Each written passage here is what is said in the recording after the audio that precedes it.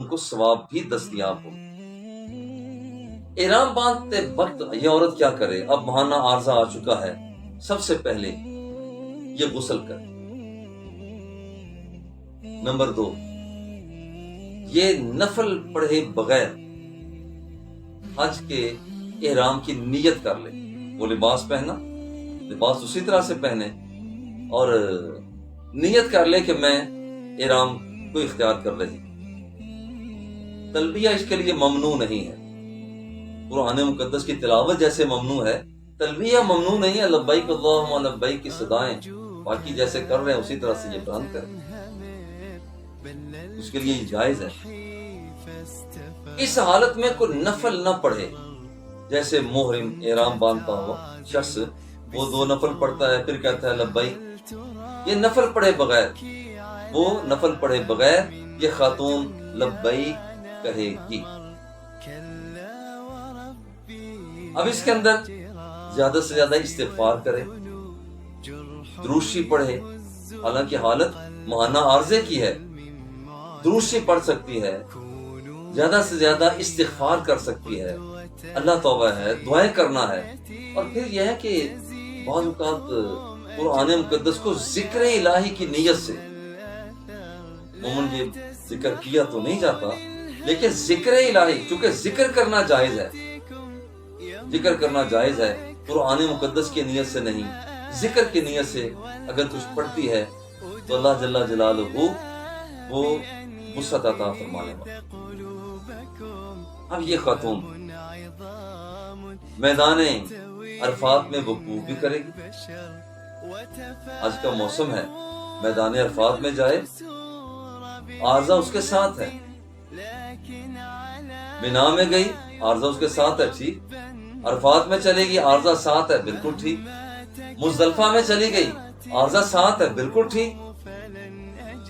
اس میں کوئی حرج کی بات نہیں ہے، مسلسل حج ہو رہا ہے۔ مگر یہاں پر جو سارے معاملات اس نے کیے، منا بھی گئی، عرفات بھی ہے، مزدلفہ بھی ہے، منا میں دوبارہ آئی، یہاں پر شیطان کو پہلے دن کنکریاں مارنا ہے، جانور کا ذبح ہونا ہے اور پورے کے مطابق اپنے بالوں کو کاٹنا ہے، پھر 11 کو 12 کو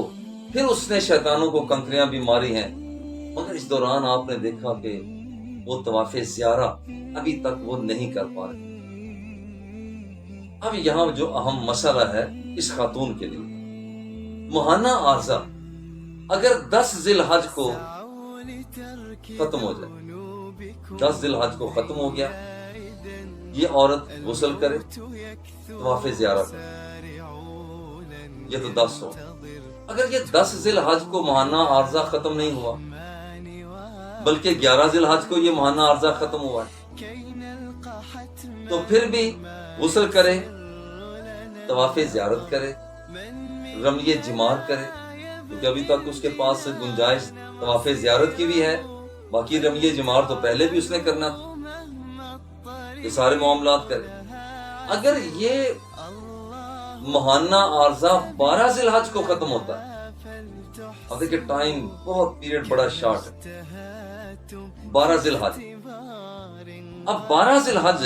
کو دیکھا جائے گا کہ اس کا ماہانہ عارضہ کس وقت ختم ہوا۔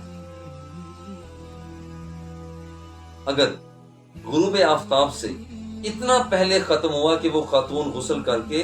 کم از کم 4 پھر غسل کر کے وہاں سے میدان منا سے چل کر وہ حرم کی طرف آ سکے، اور پھر یہاں پر آ کر کم از کم 4 پھیرے لگا سکتی ہو تو اس کے بعد سورج غروب ہوتا، تو اس کے لیے ضروری ہے کہ یہ کوشش کرے۔ اب یہ خاتون اگر غروب آفتاب سے اتنا پہلے ماہانہ عارضہ ختم ہوا کہ غسل کرنے کے بعد وہ خاتون وہ منا سے چل کر وہ حرم تک پہنچ سکتی ہے اور وہاں خانہ کعبہ میں پہنچ کر 4 طواف، وہاں پر 4 چکر لگا سکتی ہے، اس عورت کے لیے ضروری ہے کہ وہاں پر یہ فوراً کوشش شروع کر، واجب ہو گیا اس پر۔ اور اگر اس نے کوتاہی کی کہ جی اب میں کیسے کروں، کیسے جاؤں گی، کوشش ہی نہیں کی، اور وقت چلا گیا، بیت گیا، اس عورت پر دم لازم آئے گا کہ تو نے وہاں پر طواف زیارہ کو مؤخر کر دیا، حالانکہ تو وہاں سے چل کر غسل کرنے کے بعد وہاں پر ٹیکسی کے ذریعے وہاں پہنچ سکتی تھی، اور وہاں پر کم از کم 4 چکر لگا سکتی تھی، نہیں لگائے، ایفرٹس نہیں کی، کوشش نہیں کی، تو یہاں پر اس کو دم پڑ جائے گا، جس کا مطلب ہے ایک جانور وہ بکری ہے، بکرا ہے، دمبا ہے، وہ حرم کی حد میں ذبح کرنا رب کی رضا کے لیے۔ اب صورتحال یہ ہے کہ جب ماہانہ عارضہ سے خاتون پاک ہوئی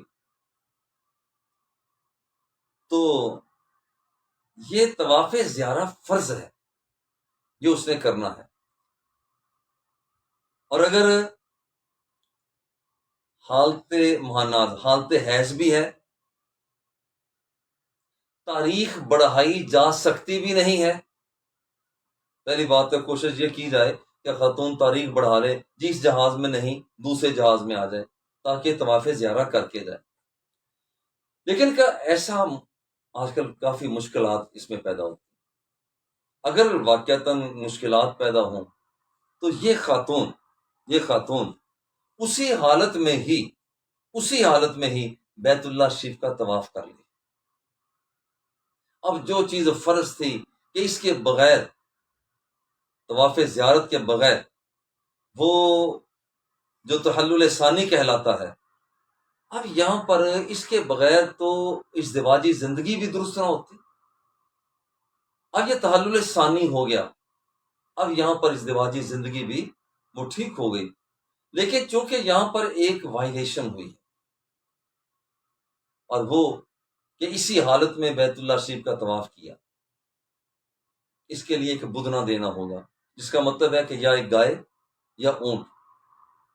حرم کی حد میں اسے ذبح کر کے راہ خدا میں تقسیم کر دیا جائے۔ آج کے درس میں 5 امور کا ذکر کیا گیا جو عورتوں کے ساتھ خاص ہیں، مردوں کے ساتھ ان کا تعلق نہیں ہے۔ دوسری نشست میں انشاءاللہ باقی کا ذکر کریں۔ صلی اللہ تعالی علی حبیبہ و آلہ و اصحابہ۔